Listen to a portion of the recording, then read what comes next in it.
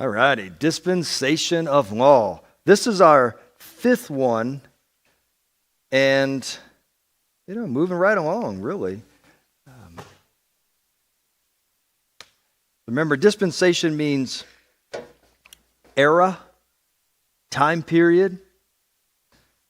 Just a fancy word to make us sound smart, but it just means era.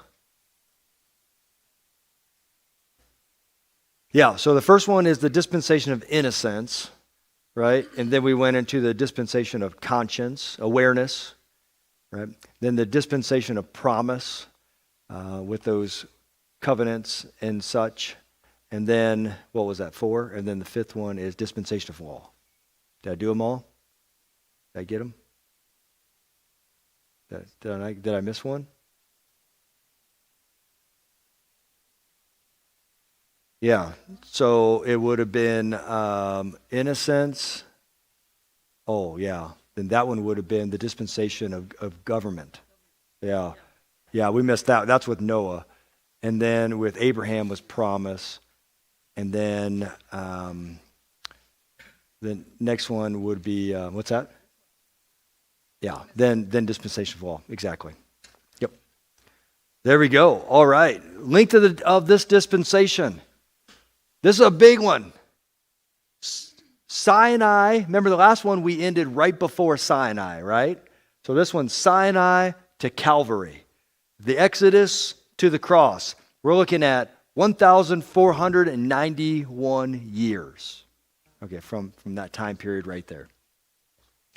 So the last dispensation, if you recall, ended in idolatry, right? There's always a failure. It seems, always. And this was, the Israelites were heavy into idolatry. Now, who would think, right? But they were. But God showed mercy by taking them out of Egypt for the purpose of bringing them back to the promised land. Now, you remember why they left the promised land initially? Famine, right? There was a famine in the land, right? So they came down. Joseph was already there. Joseph, poor guy, was sold into slavery. He's down there. Then there's a massive famine in the land. So where else do you go? Well, God had worked through Joseph, established Joseph for this particular purpose to save the known world from a famine, that area from famine. So they came down, and they should have got their food and went back home. They shouldn't listen to God, because God made it very clear to Abraham, made it very clear to Isaac, made it very clear to Jacob, stay in the land. They didn't want to do that. They ended up in Egypt. And things were great in Egypt.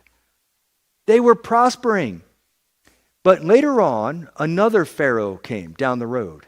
And he's like, I don't know who these people are. I mean, yeah, they were here at the beginning. We don't know. We don't even care who they are, other than they're getting to be a lot of people. We better enslave them to protect ourselves. So for over 400 years, these guys are enslaved. And they're crying out to God. God, get us out of Israel, or get us out of Egypt. We don't want to be here anymore. You could almost hear God saying, but you put yourself there. I told you not to go there. But what did God do? He raised up Moses, a murderer, which is interesting, isn't it? It's interesting that God would use Moses. So he takes Moses, trains him up, 40 years out there being a shepherd. God is using that. God appears to him in this theophany, in this burning bush. Moses realizes that God's asking him to do something. And Moses is convinced at this point that he is incapable of doing something, right? Hey, I got a speech impediment, right? I can't talk. You want me to go down to Pharaoh? Do you know who this guy? This is the leader of the world. You want me to go to this king and talk to him and tell him to let all those people out of slavery? It's not going to work. He argued and argued with God. God finally said, okay, take your brother. You remember his brother's name? Aaron. Take Aaron with you. I mean, God just was fed up with Moses, really. But he never backed away. I think it's interesting. God called Moses for a specific purpose. Moses was convinced that he wasn't the guy, but God never gave up on him. God sent him a helper, his brother. They end up going down there. Things worked out to where, through a process that Pharaoh did not like, and the people were released and started working their way back to the promised land. As they're working their way back to the promised land, the Egyptian army died right in the big, huge Red Sea. You'll hear some. I remember when I was in college many, many years ago now, I was reading a book called Kingdom of Priests. I still have the name of the book. Still have the book probably. And in the book, it said it wasn't the Red Sea, but the Reed Sea, R-E-E-D. Well, the Reed Sea was a swampy river. And they said, well, that's the miracle, that the entire Egyptian army died in a swampy river.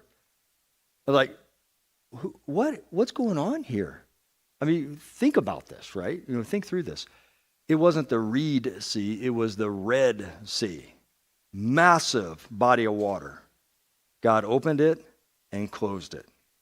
Opened it for the Israelites, closed it for the Egyptians. So now they're working their way around, and the idea here is to hurry up and get back, right? That's what, you can almost sense that from God. He wants to get those people, that generation, back as quickly as possible. But they didn't want to cooperate with God. They just complained and complained and complained. They're yelling at Moses. We could have just, we're going to die out here in the desert. It'd be better just to die as a slave. At least we have food. At least we have water. This water's bitter. Come on, Moses, we can't drink this. He throws a little branch in there and it turns sweet all of a sudden. We're hungry. Whole bunch of birds. I mean, God kept supplying, but they kept complaining. The more they complained, it just added years. It's like if you keep complaining, it's going to be another year. Go ahead, complain again. Another year. Another 40 years they're out there. Well, in the midst of all this, they finally end up at a mountain, Sinai. Do you remember the other name for Sinai? Starts with an H. Who? Hermon. Yeah. Right? Mount Hermon? I think that sounds right. So it was there, but by the time you get to about chapter 20-ish, 1920, yeah, that you have Moses that goes up on the mountain and hears from God and writes 10 commandments and then comes down. You remember what happened when Moses was walking down? What happened? What were they doing? What were the Israelites doing? They took all that gold and they melted it down and created a calf. And who helped them? Aaron helped them. Out of all the people, Aaron helped. Moses came down holding these stones written by God, and he's furious. And he breaks them. Well, they ended up drinking that gold. And a new 10 Commandments, new stone tablets were written on, and then they ended up leaving there. So that's where we're at, kind of at that beginning part of Mount Sinai. So here is man's responsibility. Every dispensation has a responsibility from human beings. Here it is right here. It's a large section, but let's read this. Exodus chapter 19, verses 1 through 8. Here is man's responsibility. In the third month, and Kenny's going to put that up any moment now. Thanks, Kenny. In the third month, after the sons of Israel had gone out of the land of Egypt, on that very day they came into the wilderness of Sinai. When they set out from Rephidim, they came to the wilderness of Sinai and camped in the wilderness, and there camped in front of the mountain. Moses went up to God, and the Lord called to him from the mountain, saying, "Thus you shall say to the house of Jacob," which is Israel, "and tell the sons of Israel, you yourselves have seen what I did to the Egyptians, and how I bore you on eagle's wings and brought you to myself. Now then, if you will indeed obey my voice and keep my commandment, our covenant, then you shall be my own possession among all the peoples, for the earth is mine, and you shall be to me a kingdom of priests and a holy nation. These are the words that you shall speak to the sons of Israel." So Moses came and called the elders of the people and set before them all these words which the Lord had commanded him. All the people answered together and said, all that the Lord has spoken, we will do. And Moses brought back the words of the people to the Lord. Okay, let's look at verse 5 for a moment. Chapter 19, verse 5, the beginning. What were the responsibilities that the people were to follow? Every dispensation has a responsibility. What do you see in this verse? What's that? Obey his voice. Keep the covenant. Okay, that was it right there. Obey God's voice, keep the covenant. God was going to establish that through the commandments, but they were to obey, keep it. Everything that God had spoken to them, they were to keep and do. But there's consistency here. God, if you notice throughout all these dispensations how consistent God is. Just do what I tell you to do. Isn't that what he's saying? Don't eat of the tree, right? I mean, it just do what I tell you and you're going to be okay. Oh.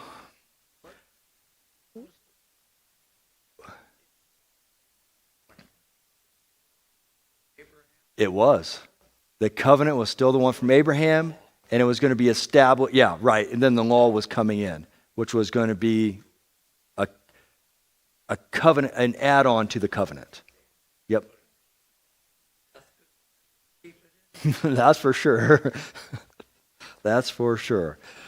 Now, looking at the second part of verse 5 and verse 6, what would God do if they obeyed him? What do you see?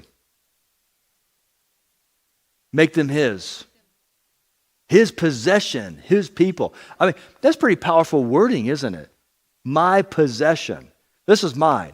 Now, if you own something, you just don't typically give it away. I mean, something that's rich to you, right? I mean, you will guard it. God is telling them, I will guard you. I will keep you. I will protect you. You will be mine.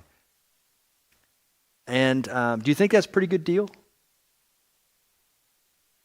Well, yeah, yes. But it's a good deal, right? Did they follow through and obey God's voice and keep the covenant? They didn't. It's a steady theme, isn't it? Right. If you, then I. Exactly. Okay, take a look at verse 8. One more time.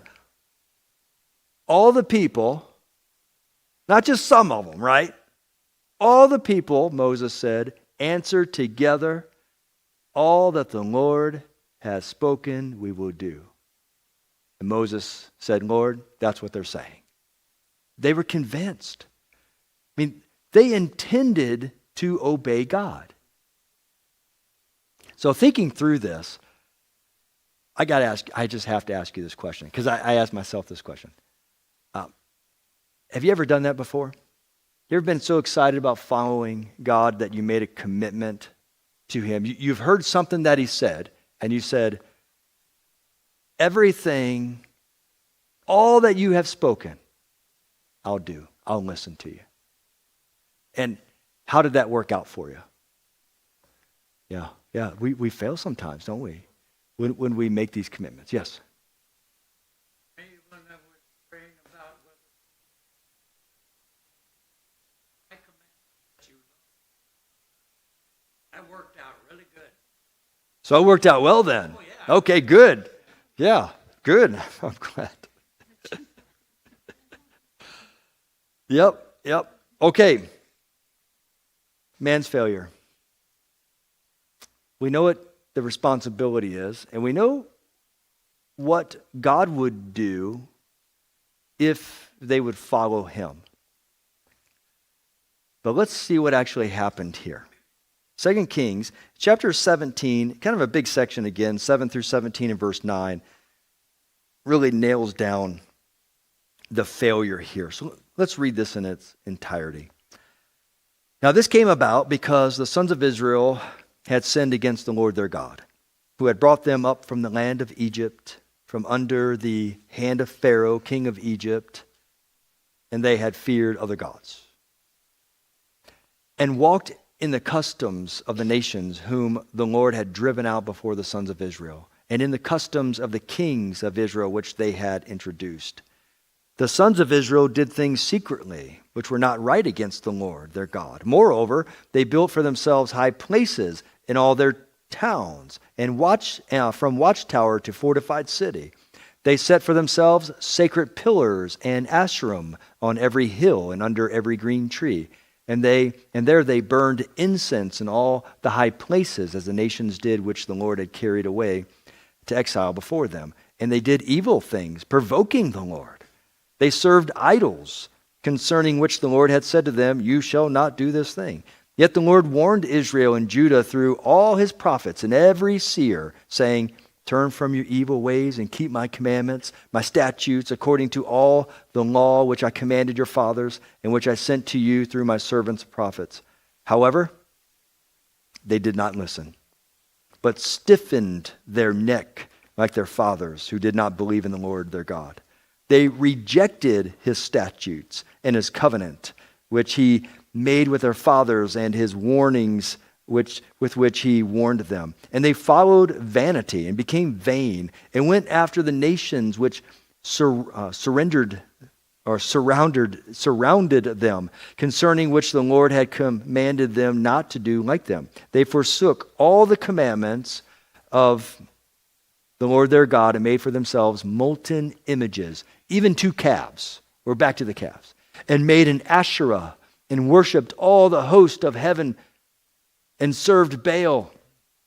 Then they made their sons and daughters pass through the fire and practiced divination and enchantments and sold themselves to do evil in the sight of the Lord, provoking him. And then verse 19, also Judah did not keep the commandments of the Lord their God, but walked in the customs which Israel had introduced.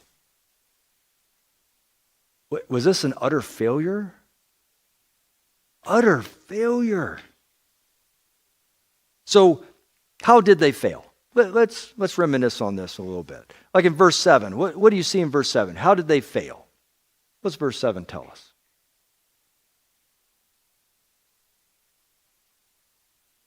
Other gods. They started serving other gods again. God has this problem with his people serving other gods. But we have a problem, God's people have a problem of serving other gods. like that seems to be the big deal, isn't it? If we could stop serving other gods, boy, I tell you, it'd be a nice walk. But there's always these other gods that pop up.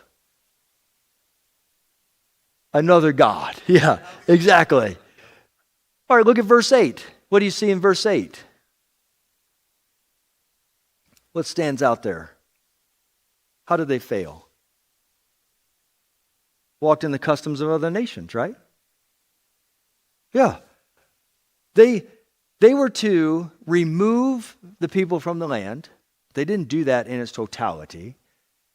And what they did was they became integrated into the society that was an ungodly society. And then incorporated the customs of the nations around them. So they would look out into these other nations. Maybe they would do some trading, so they go to some other countries or other cities nearby. And they said, "Wow, these are some cool things you guys are doing. It's totally against our God, but we like this. This is good, man." So they would bring it back. Then the people said, "Wow, this is really neat. We like this type of thing." And through the years, that just build and build and build and build. Then they would get kings that were also walking in the customs of those around them, that were worshiping idols as well. So when you have a leader who is a very poor leader, you typically have people that follow the leader, right? They become like the leader.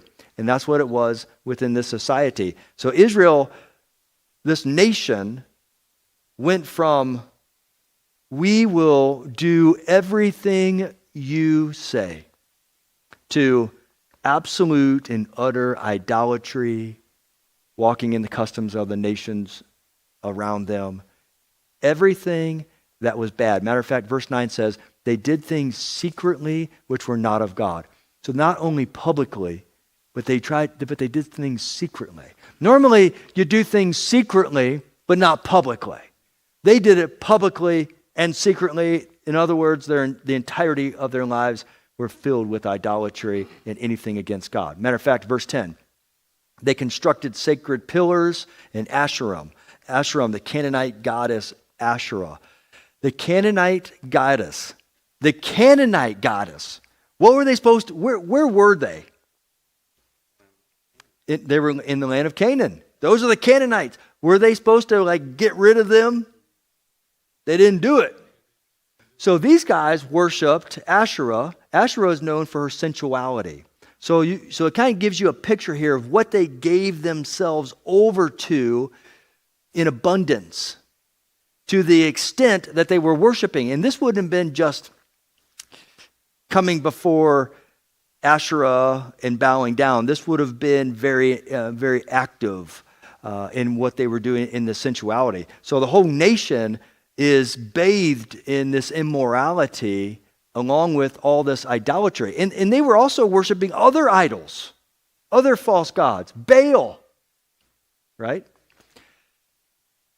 Now, when you pass your kids through the fire, if you notice that, think of what it is Molech. Okay, so the picture is a stone of a god with arms out, and then they would build a fire and get the stone real hot, and then they would place their babies in the arms of this, and they would offer their firstborn typically to the god Molech and get his favor. Child sacrifice, yeah. Isn't that something? Yeah. Didn't do them any good. These guys didn't just want to become rich and focus their lives on money. They didn't say, "Wow, we found some good food," and become gluttons.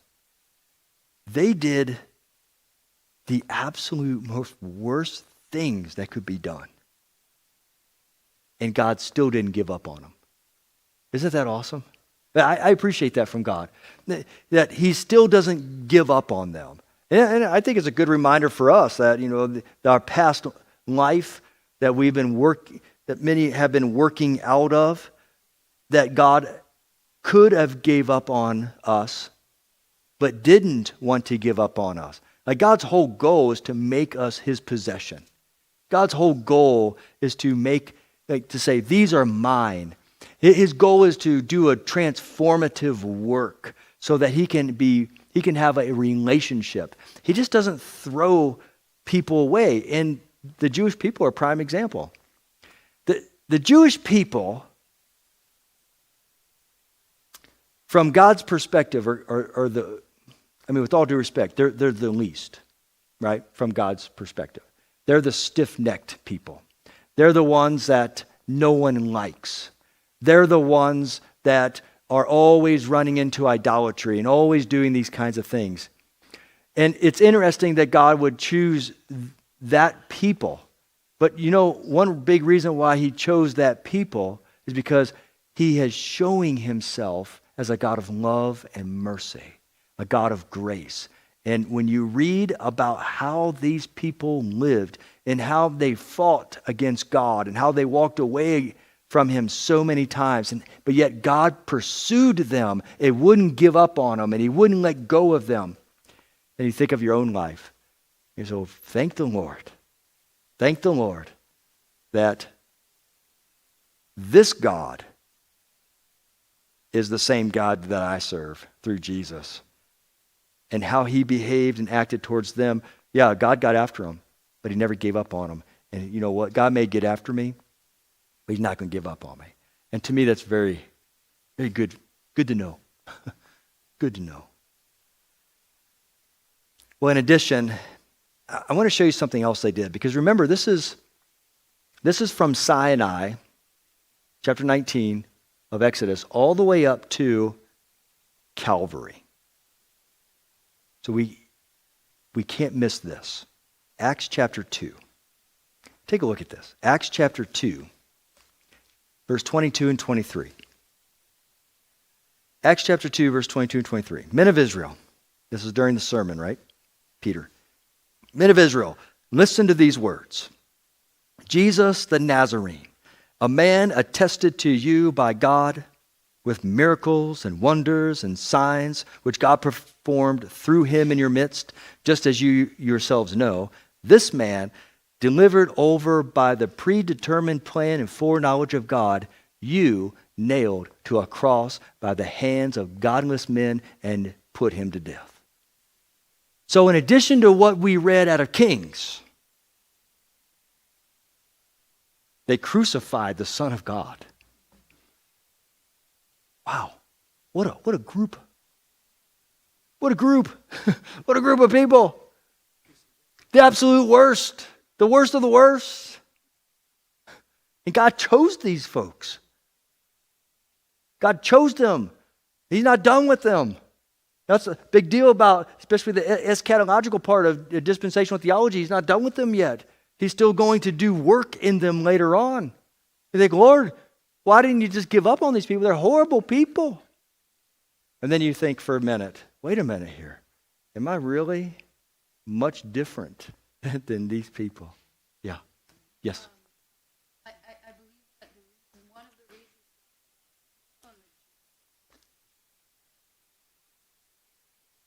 that his descendants, Jesus had to be born of the Jews.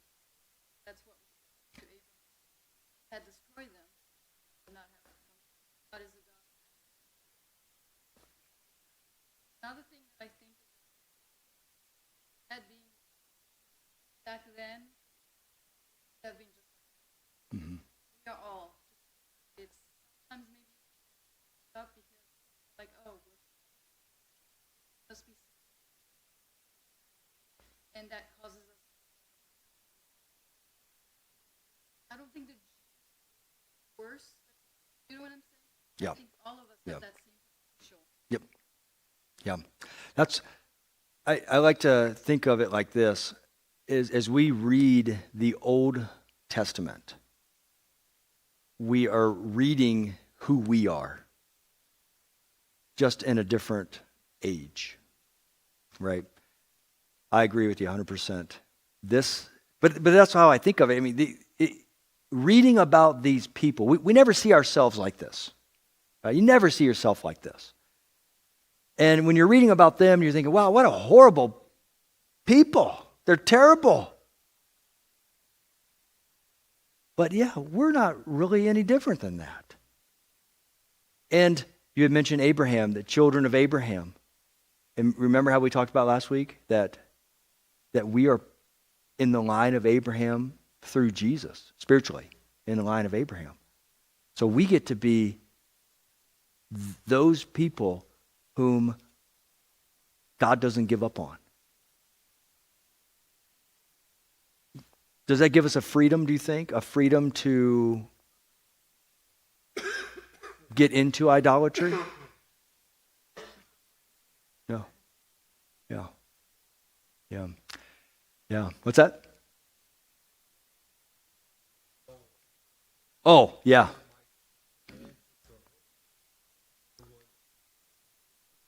Yeah, right. But do we?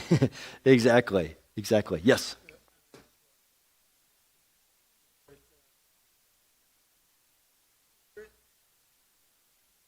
Tells me hate it. Thought they could talk about,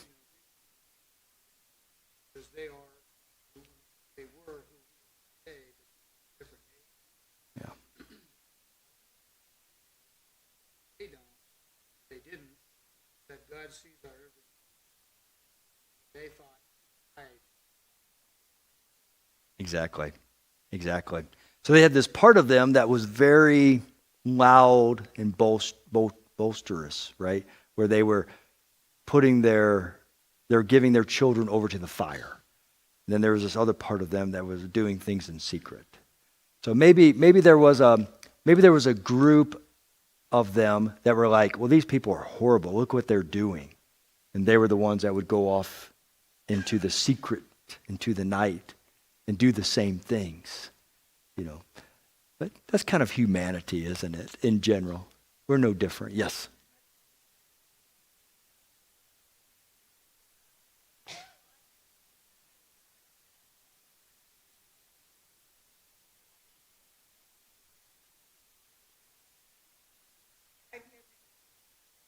Yeah. Do you know the big one in our community? A big one is Wiccan. Yeah. There's a lot of witches here. Yep. Do you? Yeah. Yeah, there's a lot of witches. Yeah. Yeah. It's yes. Yeah. Yeah. Yeah. Yeah.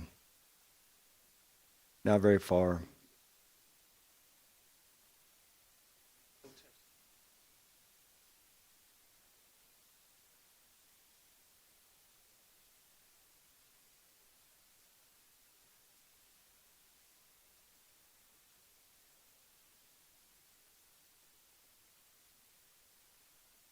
So much more. That's right. I appreciate that. Oh, what a people we are. So really, what we can't look at them and point a finger, can we? Yeah, because if you point a finger, you always have three pointing back, right? That's why I always point like this. Yeah. Yeah. That way I'm innocent. I stay innocent because there's never three pointing back. But we're no different. If you want to know who you are, if you want to know what you are deep down, if you want to know what the sin nature is that we carry around, just read the Old Testament. And then read who God is in the Old Testament. And that should drive us to him. I think I know we've talked about, some of us have talked about this. I don't know if we talked about it as a group, but sometimes we say the Old Testament is kind of the law and the New Testament is grace. But all of what we're reading is grace. Because God never got rid of them. Because he did hold to the promise. And God actually was blessing. He would get to the point where when these people started to change, when they just started to change, God would just start blessing them and throwing riches on them in a sense. He really poured into them. Then they would move out. Well, with this whole situation here, and really, all throughout this time from Sinai to Calvary, the Jewish people went like this, depending on the king a lot of times that they had. And also remember that the nations were split. Do you remember the top nation was called what? Israel. How many tribes? 10. And the bottom nation was called what? And how many tribes? 2, exactly. And it was the bottom tribe, it was the lower part, Judah, that the Judah kings that's the line that you look at. Israel had kings, but they weren't really the kings because they weren't in the line of Judah like God wanted them to be. So, do you remember when they split? Do you remember after what king did the nation split? After Solomon, right? So think about this. You had Saul for a short time. Then you had David. Then you had Solomon. And then ever since then, never the same. Never. They destroyed almost everything they touched. Destroyed their nation. They destroyed their livelihoods. They destroyed their society. They just destroyed so much. I like to look at archaeology. And has anybody ever, BAR magazine, BAR, Biblical Archaeology magazine, you ever seen that? Great magazine if you're into archaeology. And they do a lot of digs. Obviously, there are tremendous amount of digs out in Israel. They're still doing that in the middle of they're in war, and then you have your archaeologists still doing digs. It's kind of funny in a way that they do. They don't stop. It doesn't matter what's happening. when hail rains down, 100 pounds of hail rains down during the book of Revelation, you're going to have some of them out there still doing archaeological digs. Just the way they are. And what they're finding, they find Canaanite gods. They find, the stones, all these. It almost looks like a pagan history. But it is a pagan history. Much of it is a pagan history. And I wonder if our lives are similar. If we could be honest with ourselves, would we say that much of my life has been a pagan history? Would we say that? I think we would, right? Yeah. Because think of the idols that we've had. Think of what we've given ourselves over to. Think how many times we've rejected God. But yet, he never gave up, did he? That's who our God is. Yeah.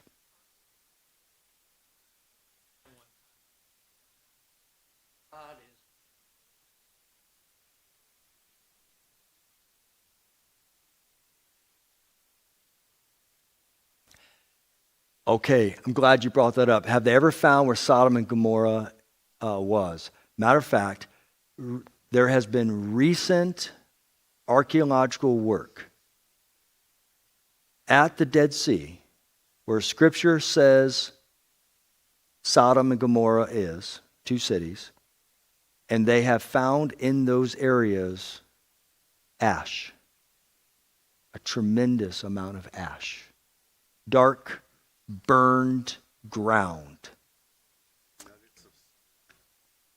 Sulfur, yes, yep.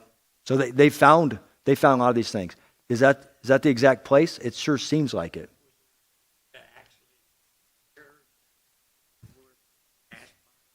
No, because the whole city has been in ruin and has never been rebuilt.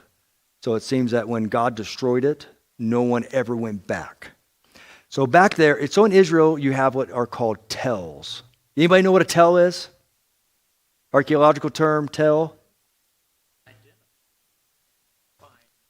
Well, so many of the hills, these huge hills out in Israel, aren't actually geological hills, where the ground goes underneath and pulls up.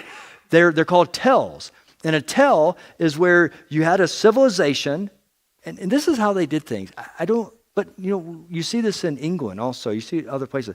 So you build, you have a civilization.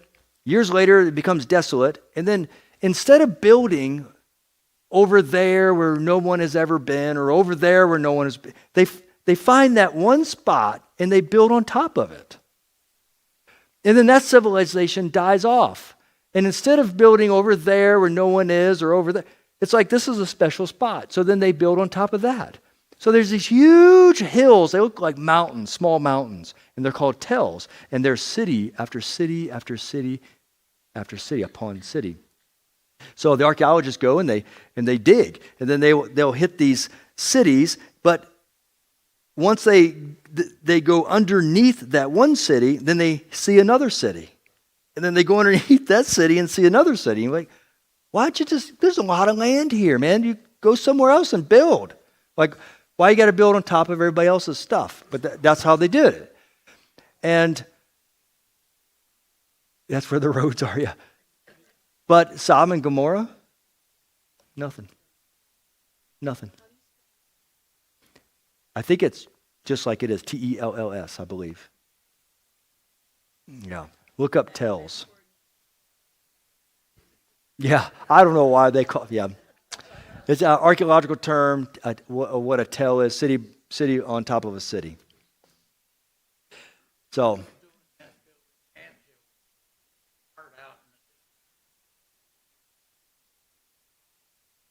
There you go, on top of each other. All right, let's look at consequences of man. Did you find it? Are you looking it up? Tell, tell. Yeah, there you go, yeah. And what's the definition?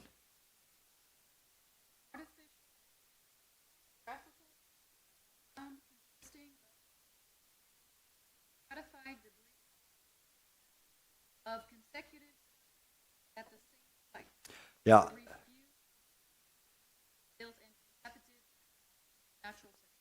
I like how they, thank you, I like that. I like how they use geological term, strata. So in other words, city is a strata, the next strata is a city, the next strata is a city. But that's what it is. It's a huge hill mound of multiple cities on top of each other. It's fascinating. Okay, consequences of man's failure. Consequences of man's failure is found in 2 Kings chapter 17 and chapter 25. But instead of reading all that, I just wanted to share with you the basic consequences that are found in these verses. Number one is this. So we established the fact that Israel and Judah were two separate nations in a sense, right? In about 700 BC, the ruling king of the world. Any idea who the ruling king of the world was in about 700 BC? Nope. Close. Assyria. Yeah. So Assyria came and they took over the known world. I mean, they were the occupying king of the world. Well, the Assyrians came and they wiped out Israel, the northern part, and took a lot of them as slaves. They tried to do that to Judah, and Judah stopped them. They were able to get some help, and they stopped them. So then, in 605 BC, first deportation, then 597 BC, second deportation, and then 586 BC, third deportation. Who was the ruling empire at that time? Not Assyria, but who? Babylon. Yeah. So then Babylon came, which was actually the Neo-Babylonian Empire, believe it or not, because Babylon actually was a ruling empire, small ruling empire way before that. So when you look at the 6th century, 5th century Babylonian Empire, it's actually, technically, it would be called the Neo-Babylonian Empire. So they came, and that's where you have the prophet Habakkuk, right? Looking out for them, watching, waiting for them. So they come, and they take over, 3 deportations, right? 605, 597, 586 BC. And then, so they occupy, Syria occupies, Babylon wipes them all out and occupies everything. And that's where Daniel came from, right? Because when Nebuchadnezzar came, took a lot of the younger males, brought them back to Babylon, and then raised them in the Babylonian culture. Daniel happened to be one of them. And Daniel writes from Babylon.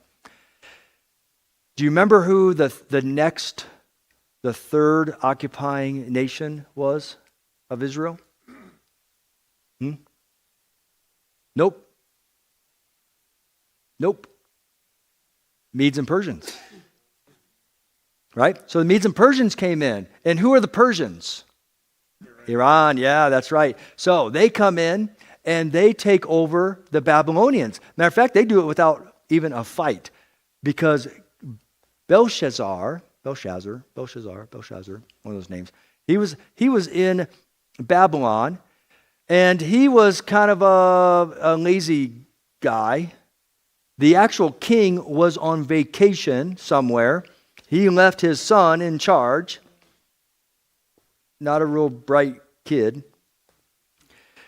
Then the Medes and Persians went out, redirected the river that went into the city that was protected, redirected the river, climbed under the wall, and took the city without a fight. I'm sure Dad wasn't real thrilled about that. He lost his whole empire. Do you remember the next empire that occupied Israel? After the Medes and Persians, immediately after Medes and Persians, took over the Medes and Persians. The Greeks. Yeah, Alexander the Great. Yeah, so the Greeks come in and they take over and they occupy Israel. It was Antiochus Epiphanes IV was one of those Greeks later on. He was the guy that even started up the whole problem with the Jewish people when he was doing some battle down in Egypt. And that's where we have Hanukkah comes from that, right? Because of the Maccabean revolt against Antiochus Epiphanes IV. Okay, what was the next empire that took over the Greeks? The Romans, right? And became the Greco-Roman Empire because they incorporated so much of the Grecian culture. But the Romans took over. So all of their existence on through Jesus. Who was the occupying empire during the time of Jesus? Romans, exactly. The Romans. All the way up until the Rome started to fade, or their empire started to fade out. And then you get into the Byzantine, more of the Byzantine era, and then the Middle Ages, and Israel is floundering at this point. And do you remember when they became a nation? Yeah, 48. Exactly. Okay, yeah, good. So then they become a nation. And they are a very secular people, right? These guys have been, the consequences of their failure is that they have been ruled for year after year after year after year by other nations. That's a horrible consequence.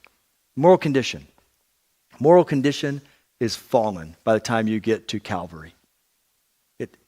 The people in both the northern and southern kingdom, they had walked away from God. They disobeyed him, they rejected him, and they even killed the one they sent, or the one that God sent. Divine mercy.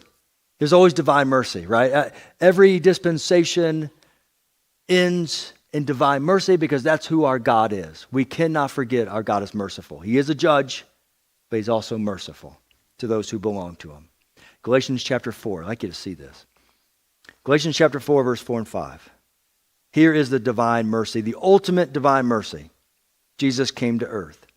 But when the fullness of the time came, God sent forth his Son, born of a woman, born under the law, so that he might redeem those who were under the law, that we might receive the adoption of sons. He didn't throw the people away. Instead, what he did was he provided a means to be washed clean. He provided a way to be adopted and made his possession. Wow. That's the God we serve. So not next Sunday, but the Sunday after, we'll get into the next dispensation. And once we get into this dispensation and I got some interesting things that we'll be discussing, because I think there might be another dispensation that sometimes is overlooked. We'll talk about that when we get there. Any questions as we close up? Pretty awesome stuff, isn't it? Man, Scripture's awesome. Yeah. Oh, we serve an awesome God. Yes.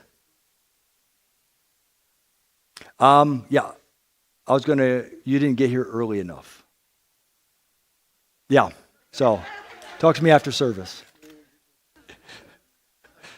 Okay. No, I'll tell you. Okay. So let's close in prayer, shall we? Father, thank you, Lord, for your mercy and your grace. We're no different than the Jewish people of old and the Jewish people of present. We're just like them, and we know we're like them. Though we may not have little idols and statues in our house like they did. We may not have these huge, tall towers of gods outside our front door. But we know we're nothing. We know that we are like them. And we thank you, God, that you have shown mercy. You have shown mercy to them, and you have shown mercy to us. That's just who you are. So thank you for sending Jesus. Thank you for his death, burial, and resurrection despite our idolatry and our looking away from you. And thank you, God, for still calling our name. Thank you for still adopting us. Thank you, God, that we can be part of Abraham's children spiritually. And that because of Jesus, we will experience a resurrection from the dead. Oh, Lord, ultimately, what you have done does drive us to you. So thank you for showing a deep love for us.